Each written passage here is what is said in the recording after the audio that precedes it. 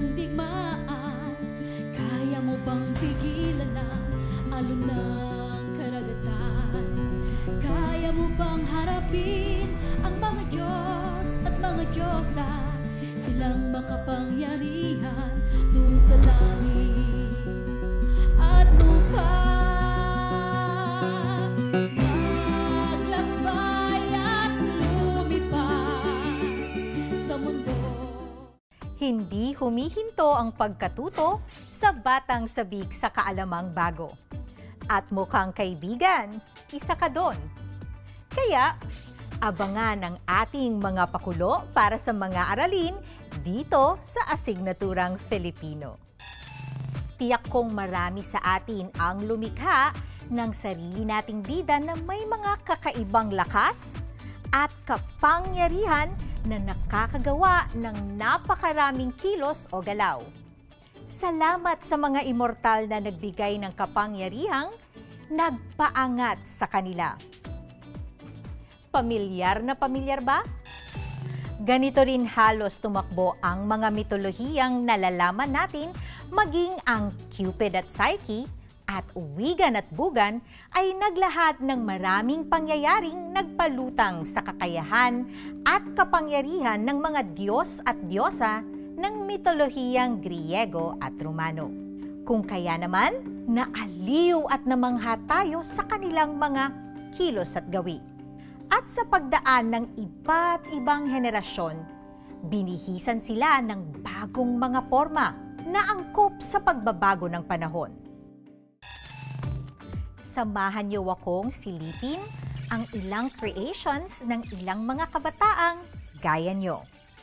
Ilan sa kanila ay nagbihis ala Olympians at ang iba naman ay iginuhit ang mga Diyos at Diyosa ng mitolohiyang Griego at Romano nang ayon sa kanilang imahinasyon.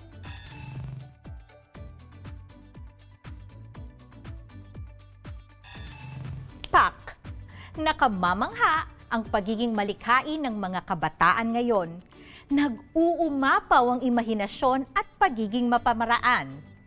Sa mga bagets, pambihira talaga ang inyong mga likhang guhit at kuhang larawan.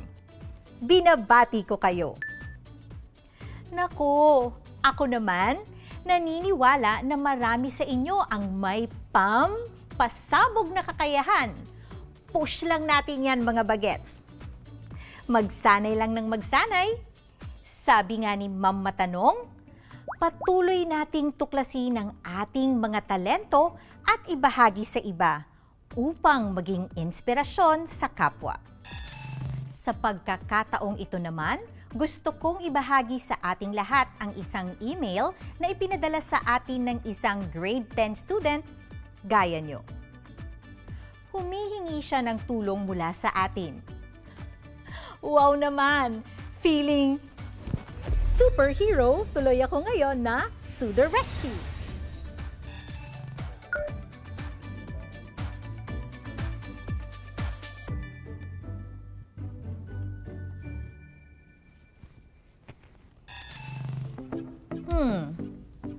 Ano grade 10? Tulungan natin ang inyong kamag-aral?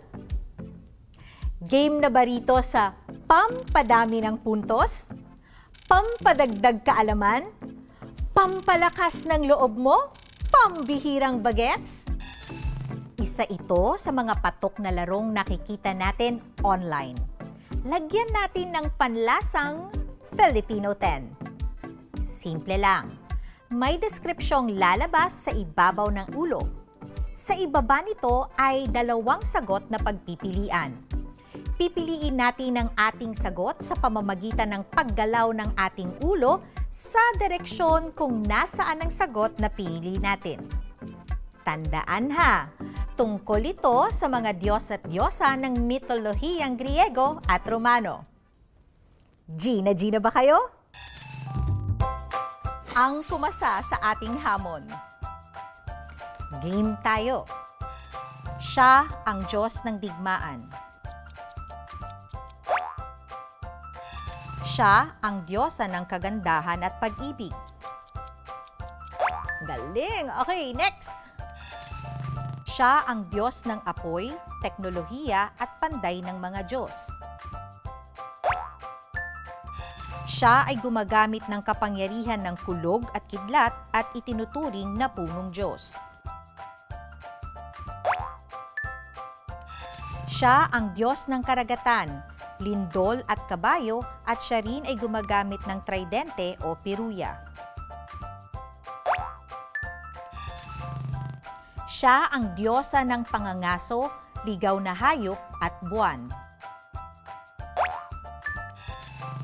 Siya ang Diyos ng sexual na pag-ibig at kagandahan. Siya ang reyna ng mga Diyos at Diyosa at tagapangalaga ng pagsasama ng mag-asawa, kababaihan at pamilya. Siya ang Diyosa ng karunungan at pakikipagdigma. Siya ang mensahero ng mga Diyos, Diyos ng paglalakbay, pangangalakal, siyensya, pagnanakaw at panlilinlang.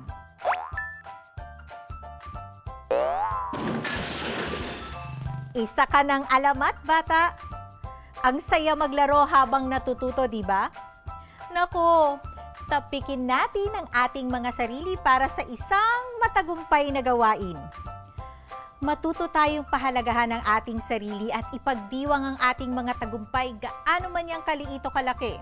Sabi nga ni Ma'am Matanong, tagumpay mo yan, kaya dapat maging masaya ka. At sa ating letter sender, sana nag-enjoy ka gaya namin at nakapagbalik-aral na rin. Grade 10, nitong mga nagdaang araw ay sabay-sabay nating pinag-aralan ang makulay na mundo ng mitolohiya. Nangunguna nga riyan ang mitong Romano at Griego. Alam kong batid mo na rin na sagana ang ating bansa sa mga mito. Bawat rehiyon ay may kanya-kanyang bersyon nitong nakabatay sa kanilang mayamang kultura. Isang halimbawa nga riyan ang Wigan at Bugan. Isinalaysay ito sa Ingles ni Maria Luisa B. Aguilar Carino at isinali naman sa Filipino ni Vilma C. Ambat. Ang mitong ito ng mga taga-Ifugao ay sumasalamin sa kultura ng mga Pilipino. Ipinahihiwatig din sa mitong ito ang paniniwala, pagtitiwala at pananalig sa mga Diyos at Diyosa. Bukod pa rito, nakalikha rin tayo ng mga bagong kwento na halos dikit sa mga elemento ng mitolohiya. Salamat sa imahinasyon ng magagaling na manunulat at ilustrador. May bago tayong mga kwentong inabangan at karakter na nakilala. Kaya mo bang lumaban sa pangis? Si Malakas at si Maganda. Kaya mo bang pigilan ang alon ng karagatan?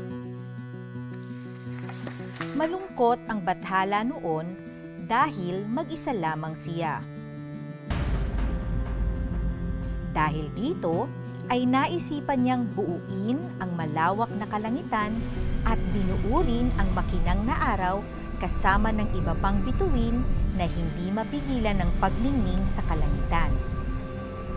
Ngunit, hindi pa rin naging maligaya ang bathala. Kaya naman, ikinumpas nito ang kanyang kamay at nabuo ang daigdig. Sa loob ng pabilog na hugis nito, ay nabuhay ang iba't ibang nilalang tulad ng mga puno, halaman, isda, at ang mga ibong malayang nakalilipad sa kalangitan.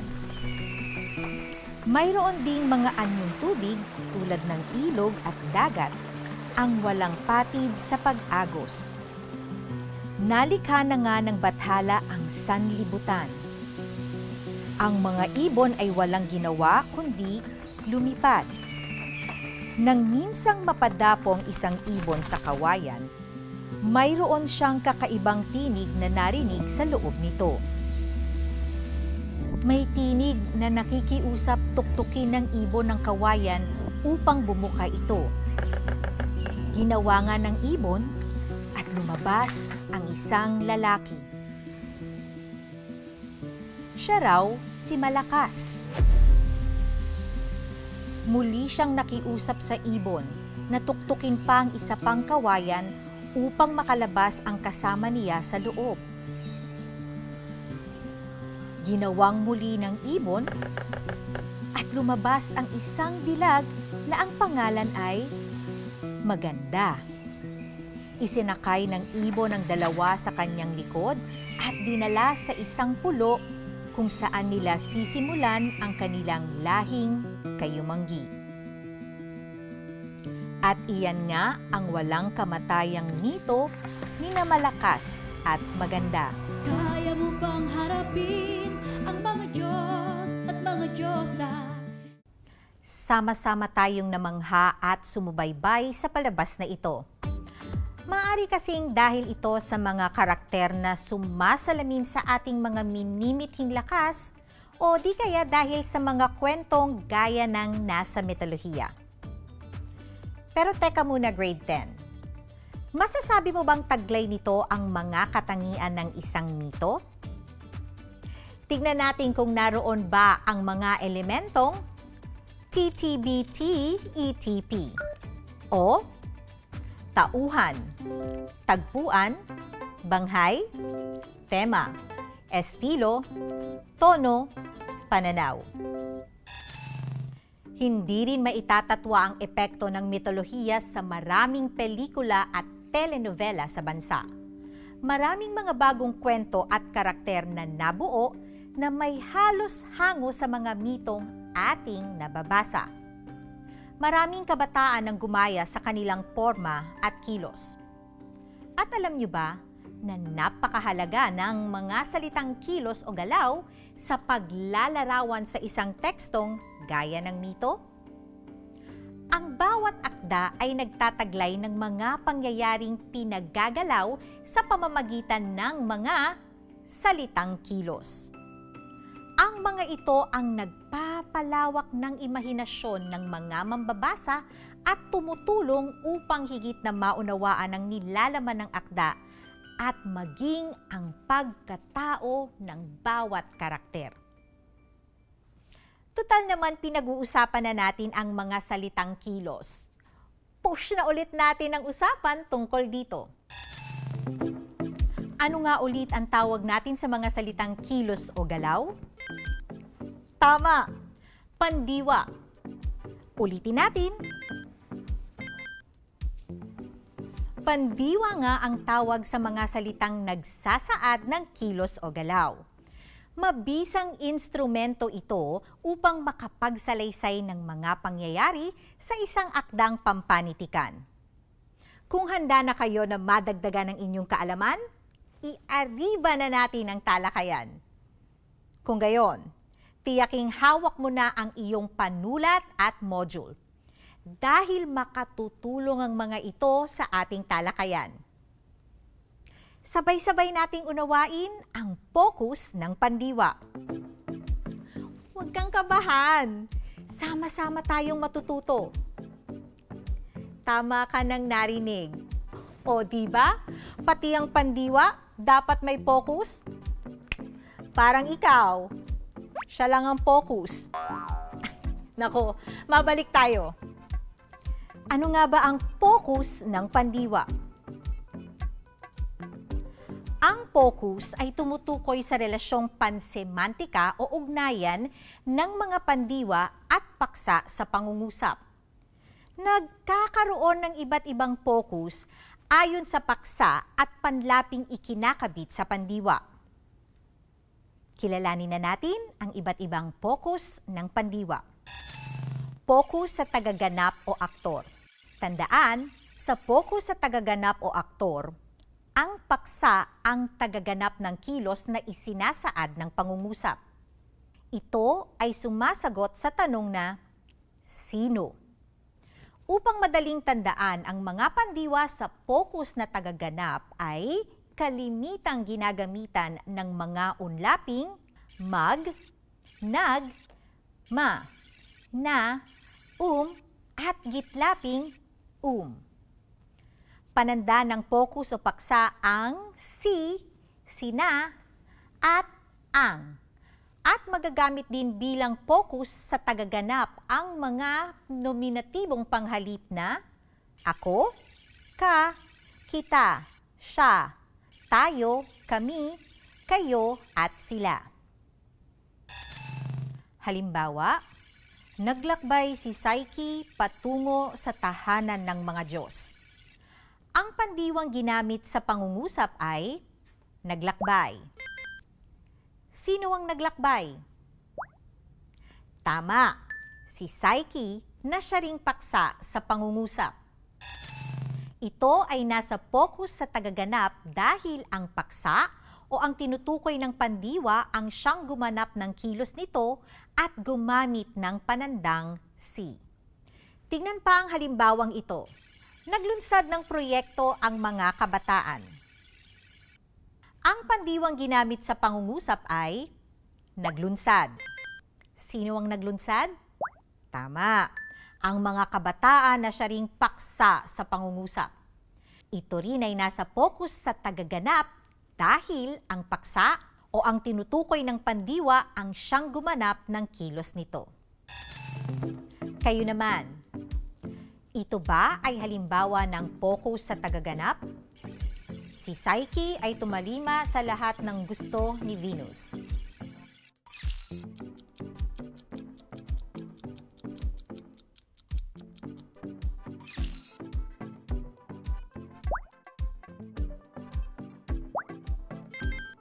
Tama!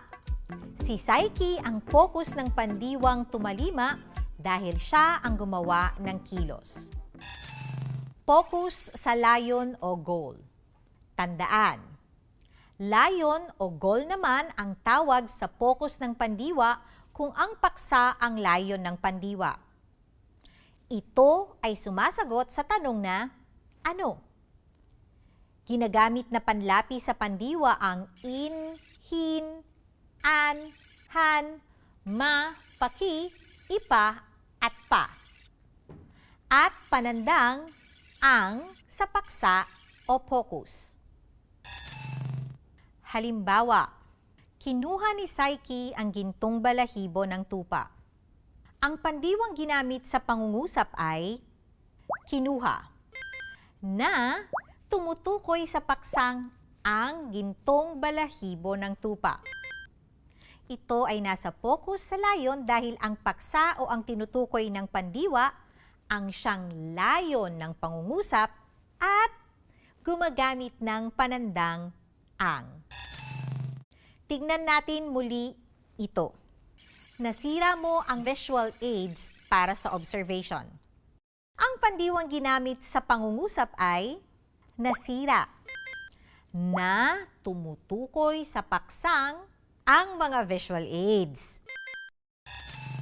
Ito rin ay nasa focus sa layon dahil ang paksa o ang tinutukoy ng pandiwa ang siyang layon ng pangungusap at gumagamit ng panandang ang. Subukan niyo naman. Ito ba ay halimbawa ng focus sa layon? Iniayos ni Psyche ang mga buto ayon sa pagkakauri nito.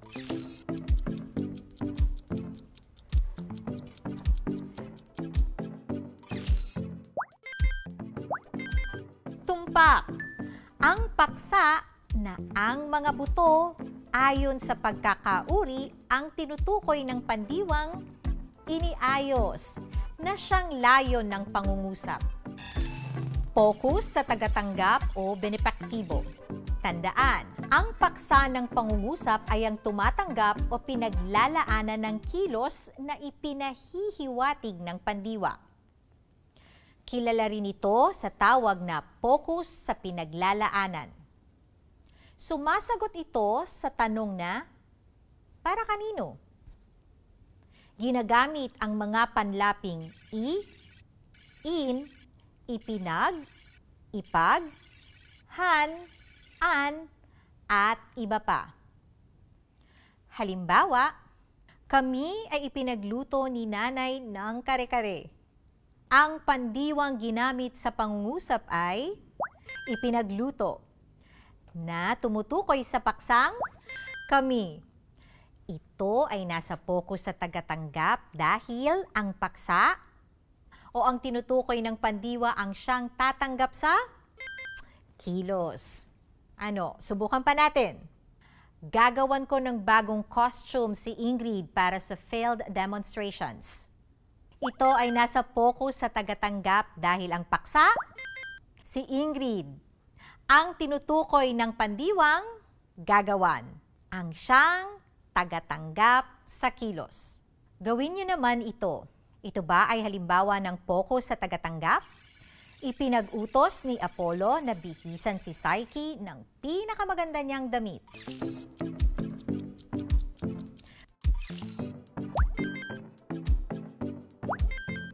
Magaling! Ito ay nasa focus sa tagatanggap dahil si Psyche o ang tinutukoy ng pandiwang ipinag-utos ang siyang tagatanggap sa kilos. Focus sa kagamitan o instrumental. Tandaan, ang kasangkapan o ang gamit ang paksa ng pangungusap upang maisagawa ang kilos ng pandiwa. Kilala rin ito sa tawag na focus sa gamit. Sumasagot ito sa tanong na sa pamamagitan ng ano? Ginagamit ang panlaping ipa, ipang, maipang. Halimbawa, ipantatarak niya ang punyal sa mahal na asawa. Ang pandiwang ginamit sa pangungusap ay ipantatarak na tumutukoy sa paksang ang punyal. Ito ay nasa focus sa kagamitan dahil ang paksa ang instrumento o gamit upang maisagawa ang kilos ng pandiwa. Tingnan naman natin ito. Ipinampunas ni Ingrid ang basahan sa sahig. Ang pandiwang ginamit sa pangungusap ay ipinampunas na tumutukoy sa paksang ang basahan. Ito ay nasa focus sa kagamitan dahil ang paksa ang instrumento o gamit upang maisagawa ang kilos ng pandiwa. Gawin natin ito. Ito ba ay halimbawa ng focus sa kagamitan o instrumental? Ang pana ni Cupid ay maipanggagamot kay Psyche.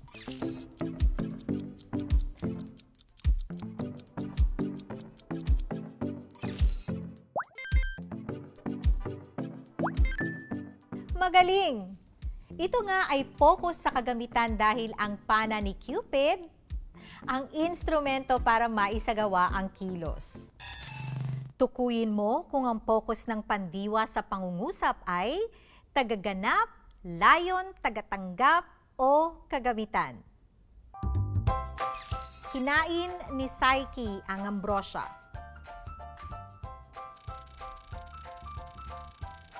Tama! Layon.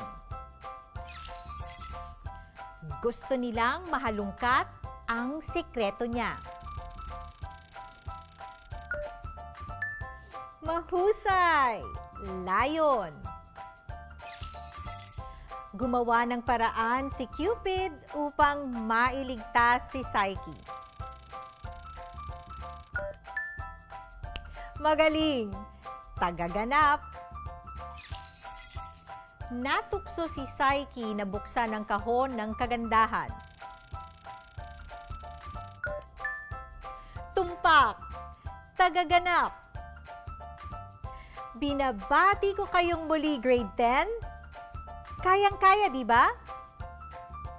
Mahalaga na maintindihan natin ang bawat focus ng pandiwa dahil sa pakikipag-usap, mainam na batid mo ang mga salita at kung paano sila ginagamit. Sa ganitong paraan, maiiwasan natin ang labo-labo at gulo. Paano? Hanggang sa susunod nating pagkikita. Makinig, magmasid at makiisa sa ating mga aralin dito sa DepEd TV. At iyan ang ating tampok na aralin para sa inyong module sa Filipino 10. Huwag mabahala sapagkat sama-sama tayong matututo at uunawa dito sa classroom ni Miss Pam, kung saan mag-e-enjoy kang matututo at matututo kang nag-e-enjoy. Tandaan, sa panitikang Filipino, abot kamay mo ang mundo. Sa mundo ng mitolohiya, mga misteryo ng mundo ating tuklasin.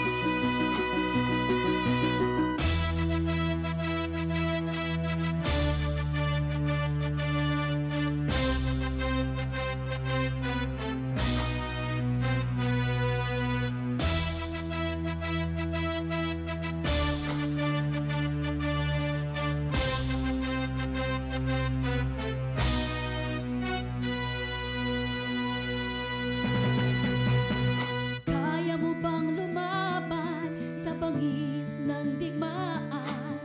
Kaya mo bang pigilan ang alon ng karagatan? Kaya mo bang harapin ang mga Diyos at mga Diyosa?